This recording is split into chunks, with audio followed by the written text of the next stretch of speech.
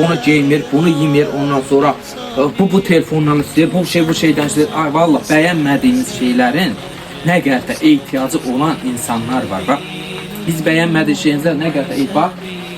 Deyir, bacıma da paltar gətir, mənə də paltar gətir. İnşallah bir həftədən sonra kimin gücü nəyə çatır, mənlə əlaqəyə çıxsın, maddi, mənəvi, bu ailədə bax, əsgər kimi qalırlar, bax. Bir dənə qapıda düzəltdirib gətiririk. Bax, görürsünüz, nə şəraitdə qalır. Ancaq gör, bəzilərimiz Allah adına şükürlük eləyirik, maddi, mənəvi cəhətdən. Bax, bu gözəl ayda, bu oruçluq ayında, kim oruçluqsa, fitrəsini vermək istəyirsə də, evində, eşində işlətmədiyi əşyaları mı deyim, qav yüyən mi, paltar yüyən mi deyim, onu da tufokka mı deyim, barxana mı deyim, ondan sonra qav qaşıq mı deyim. Yəni, nəyə evdə işlətməysən, mənlə əlaqəyə çıx, bax, bu ailəyə gətirən birək. Şəmkir rayon Talış kəndidir.